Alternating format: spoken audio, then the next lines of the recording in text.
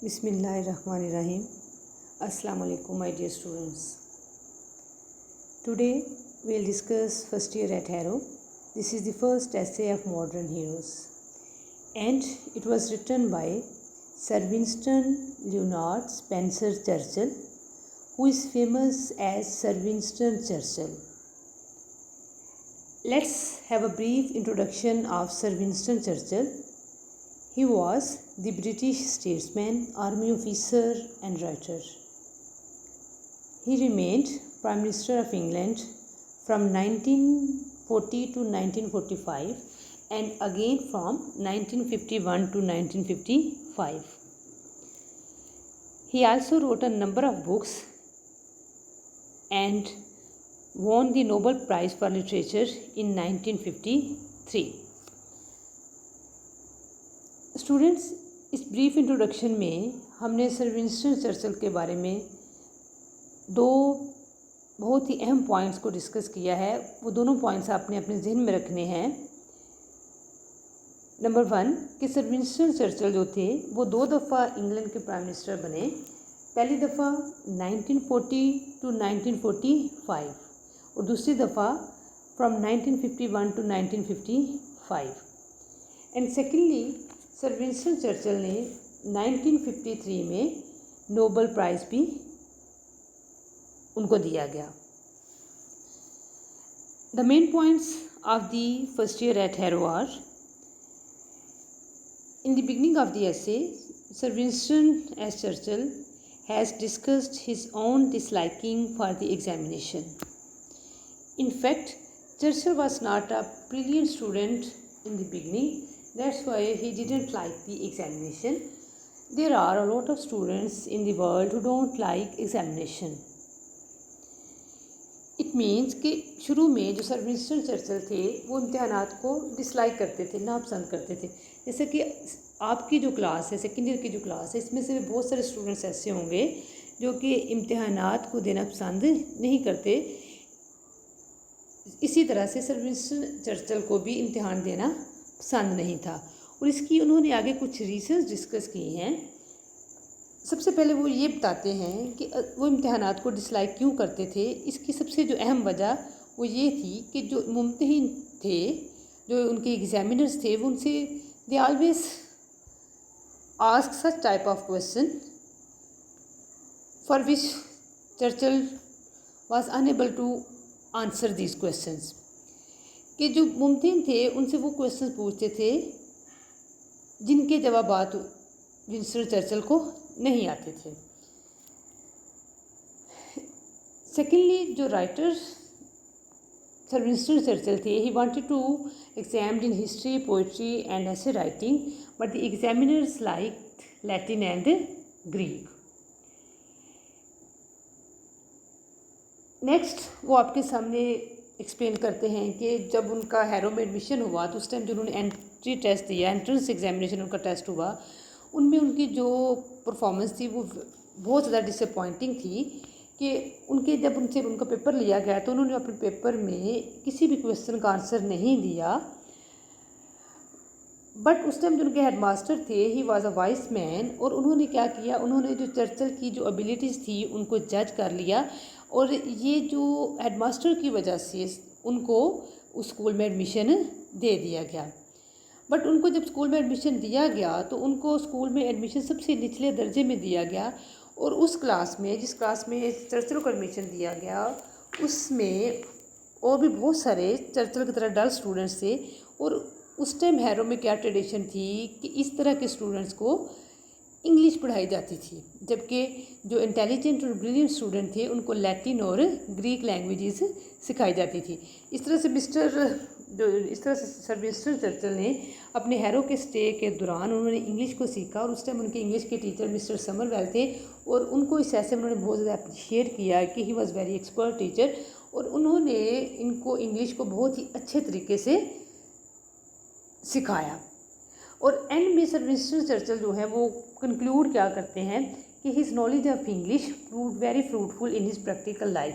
It means कि sir Winston Churchill को उस टाइम, क्योंकि वो लैटिन और ग्रीक में अच्छा परफॉर्म नहीं कर पाए थे और उनको स्कूल में लोएस्ट सेक्शन में एडमिशन दिया गया और उनको इंग्लिश सिखाई गई, उनको कंसिडर किया गया कि वो इंटेलिजेंट स्टूडेंट नहीं हैं। लेकिन कुछ अरसे बाद इंग्लिश जो कि बहुत ज़्यादा स्टेटस गेन इंग्लिश लैंग्वेज ने कर लिया, तो सर विंस्टन चर्चिल को जब अपनी प्रैक्टिकल लाइफ में वो एंटर हुए तो उन्हें किसी भी किस्म की डिफ़िकल्टी को सामना नहीं करना पड़ा, क्योंकि वो लैंग्वेज में वो पहले ही एक्सपर्ट थे। इसके बरक्स उनके जो फेलोज़ थे उस टाइम, जो जिन्होंने ग्रीक एंड लैटिन को सीखा और वो उसमें बहुत ही ब्रिलियंट थे, they have to learn the English in order to get success in their practical life. Okay, let's start the translation of this essay. I have discussed the main points of first year at Harrow, and now start the translation of this essay. Students, आपको मैंने ये बताना था कि आप लोगों ने इस ऐसे की ट्रांसलेशन को लर्न नहीं करना, क्योंकि आपके पेपर में ट्रांसलेशन जो है वो नहीं आती। आप लोगों ने सिर्फ इसके क्वेश्चंस को लर्न करना है। ये जो ट्रांसलेशन है ये आपकी डिटेल कॉम्प्रीहेंशन के लिए है, आप ताकि आपको इस ऐसे की समझ आ सके और आप इसके एंड पे जो इसके क्वेश्चंस हैं उनके आंसर्स आप दे सकें। आप लोगों ने क्वेश्चंस लर्न करने हैं, उनके आंसर्स, क्वेश्चंस के आंसर्स लर्न करने हैं, जो कि हम इस ऐसे के एंड पे डिस्कस करेंगे। और फिर कुछ जो डिफ़िकल्ट वर्ड्स मैंने अंडरलाइन किए हुए हैं, इनके सिनोनिम्स आपने लर्न करने हैं। ओके, लेट्स स्टार्ट दी ऐसे। I had scarcely passed my 12th birthday when I entered the inhospitable regions of examinations. I had scarcely passed my 12th birthday, कि मैंने बमुश्किल ही अपनी 12वीं सालगिरह गुजारी थी। When I entered the inhospitable regions of examination, जब मैं इम्तिहानात के नासाजगर हलकों में दाखिल हो गया। Through which for the next 7 years, जिनमें से अगले 7 सालों तक I was destined to journey, सफ़र करना मेरी किस्मत में लिख दिया गया था। These examinations were a great trial to me, ये इम्तिहानात मेरे लिए बहुत बड़ी आजमाइश थे। The subjects which were dearest to the examiners, मज़ामीन जो कि मुम्तहिन के लिए बहुत ही पुरकशिश थे, were almost invariably those, वो मज़ामीन थे हमेशा के लिए, I fancied least, जिनको मैं कम से कम पसंद करता था। I would have liked to have been examined in history, poetry and writing essays, मुझे पसंद होता अगर मेरा इम्तिहान तारीख़, शायरी और मज़मून नगारी में लिया जाता। The examiners on the other hand were partial to Latin and mathematics, जो मुम्तहिन थे दूसरी तरफ लातीनी ज़बान को और मैथमेटिक्स को पसंद करते थे। एंड देयर विल प्रिवेल्ड, और उनकी मर्ज़ी ही गालिब आ जाती। मोर ओवर, मज़ीद, the questions which they asked on both, जो सवालात वो इन दोनों मज़ामीन में पूछते। The subjects were almost invariably those, ये मज़ामीन वो होते to which I was unable to suggest a satisfactory answer, जिनमें मैं कभी भी तसल्ली बख्श जवाब नहीं दे पाया। I should have like to be asked to say what I knew, मैं इस बात को पसंद करता अगर मुझे वही कुछ पूछा जाता जो मैं जानता था। They always try to ask, वो हमेशा वो पूछने की कोशिश करते व्हाट आई डिडंट नो, जो मैं नहीं जानता था। When I would have willingly displayed my knowledge, जब मैं खुशी खुशी अपने इल्म का इजहार करने की कोशिश करता। They sought to expose my ignorance, तो वो मेरी इल्मी को ज़ाहिर करने की कोशिश करते। This sort of treatment had only one result, इस तरह के सलूक का सिर्फ एक नतीजा होता। I didn't do well in examinations, मैंने इम्तिहानात में कभी भी अच्छी कारकर्दगी नहीं दिखाई। In second paragraph sir Winston Churchill says, this was specially true of my entrance examination to Harrow, कि ये जो बात थी हैरो में मेरे दाखिले के वक्त जो मैंने टेस्ट दिया उसमें बिल्कुल सच साबित हुई। The headmaster Mister Weldon however took a broad minded view of my Latin prose, जो हेडमास्टर जिनका नाम मिस्टर वेल्डन था, उन्होंने मेरी लातीनी प्रोज, जो लैटिन उनकी प्रोज थी, उनके बारे में जो जायज़ा था बड़े ही खुले जहन के साथ लिया। ही शोड डाइसर्नमेंट, उन्होंने जहानत का इजहार किया in judging my general ability, मेरी सलाहियतों को जज करने में। This was the more remarkable, ये बड़ी ही गैर मामूली बात थी, because I was found unable to answer a single question in Latin paper, क्योंकि मैंने जो लतीनी का पेपर दिया था उसमें मैंने किसी भी सवाल का जवाब मैं नहीं दे पाया था। I wrote my name at the top of the page, मैंने पेज के ऊपर अपना नाम लिखा। I wrote down the number of the question 1, उसके बाद उन्होंने क्वेश्चन नंबर लिखा जो कि 1। आफ्टर मच रिफ्लेक्शन, बहुत ज़्यादा सोचने के बाद, I put a bracket round it 10, मैंने उसके इर्द गिर्द इस तरह से ब्रैकेट डाल दी। But thereafter I couldn't think of anything connected with it, लेकिन इसके बाद मैं कुछ भी ऐसा ना कर सका दैट वॉज आइदर रेलिवेंट और ट्रू, जो कि इस पेपर से मुतल्लिका थी या सही थी। Incidentally, by chance, there arrived from nowhere in particular a blot and several smudges, के पर्चे पर पता नहीं कहाँ से कुछ स्याही के छोटे छोटे धब्बे पड़ गए। आई गेज्ड फॉर 2 whole hours, मैंने पूरे 2 घंटे में तक देखता रहा एट दिस सैड स्पेक्टेकल, इस उदास मंज़र को। एंड देन मर्सीफुल एग्जामिनर्स, और फिर जो मेहरबान जो मुम्तहिन थे, collected my piece of foolscap, उन्होंने मेरे पेपर को कलेक्ट किया विद ऑल दी अदर्स, सबके साथ, and carried it up to the headmaster's table, और उसको हेड मास्टर के मेज़ पर ले गए। It was from the slender indication of scholarship, कि ये इल्मो फ़ज़ल की इसी तरह की अलामतों में से था, डेट मिस्टर वेल्डन जो कि हेड मास्टर थे उस टाइम हैरो के, ड्रू दी कंक्लूजन, उन्होंने ये नतीजा निकाला, that I was worthy to pass into Harrow, कि मैं हैरो में दाखिल होने के काबिल हूँ। It is very much to his credit, इस एजाज़ के वही हकदार हैं। इट शोड, इससे ज़ाहिर होता था, that he was a man capable of looking beneath the surface, कि वो एक ऐसे शख्स थे जो कि चीज़ों को गहरी निगाह से परखने के आदि थे। A man not dependent upon paper manifestation, वो ऐसे शख्स नहीं थे जो कि ज़ाहरी अलामात को जज करें। I have always had the greatest regard for him, मेरे दिल में हमेशा उनके लिए बड़ा एहतराम रहा है।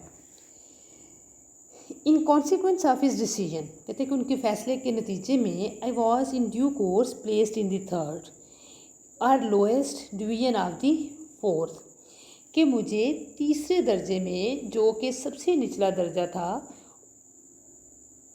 चौथे दर्जों की जो डिवीज़न हुई थी उनमें एडमिशन दे दिया गया। The names of the new boys, नए लड़कों के जो नाम थे, were printed in the school list में जो लिखे गए थे इन अल्फ़ाबेटिकली ऑर्डर, हरूफ तहज्जी की तरतीब में।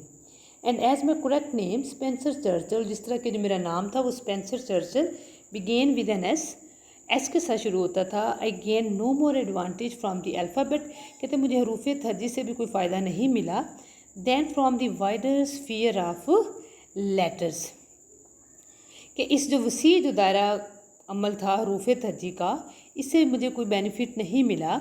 आई was in fact only 2 from the bottom of the whole school, मैं दरअसल पूरे स्कूल की जो निचली तरीन जो जगह थी, सिर्फ 2 नाम ऊपर था। And these 2 I regret to say, और कहते मुझे बड़ा अफसोस होता है ये कहते हुए, डिसअपीयर्ड, गायब हो गए, ऑलमोस्ट इमीडिएटली, फ़ौरन ही, थ्रू इलनेस, बीमारी की वजह से, और सम अदर काज, या किसी दूसरी वजह, रीज़न की वजह से। Okay ji, enough for today, and let's discuss the meanings and synonyms of the underlined words. The first word is scarcely. It means bamushkal, hardly. Synonym of scarcely is hardly. Inhospitable. It means nasazgar, unwelcoming, unfriendly and hostile. Destined, किस्मत में होना, fated and doomed. Trial, आजमाइश, trouble, burden, unhappiness, sadness, grief, sufferings, pains. Invariably, हमेशा के लिए. Constantly, steadily, consistently. Fancy, पसंद करना. Like, desire and long for. Partial to, पसंद करना. Keen on and also fond of. Prevail, Ghalib आ जाना. Overcome and win. Willingly, खुशी खुशी. Happily and gladly. Display, show करना. Unveil करना, दिखाना. Expose, reveal, uncover and disclose. Entrance, admission. Discernment, zahanat. And the synonym of this word are wisdom, insight and judgment. Incidentally, itfaqan, by chance, accidentally. Blot, dabba, smudge, speck, spot. Smudge, dirty marks. Blot, spectacle, sight and vision. Merciful, रहमदिल. Soft-hearted, foolscap, paper. Slender, हल्की सी. And synonym of slender are small, little and slight. Draw the conclusion. Gather, judge करना. Credit, azaz, tribute, merit and honor. The next word is manifestation and it means sign and indication. Regard, regard mean एहतराम and synonyms are respect, admiration and love. Regret, अफसोस होना. Repent, mourn and grieve over. Okay students, hopefully आपको ये जो आज का lecture है बड़ी डिटेल में समझ आ गई होगी. आप लोगों ने इसकी ज़रा रीडिंग दोबारा से करनी है और इसके जो अंडरलाइन वर्ड्स हैं इनके मीनिंग्स को जो कि मैंने आपको डिटेल में एक्सप्लेन किए हैं आप लोगों ने इनको लर्न करना है. ओके एंड अल्लाह हाफिज़.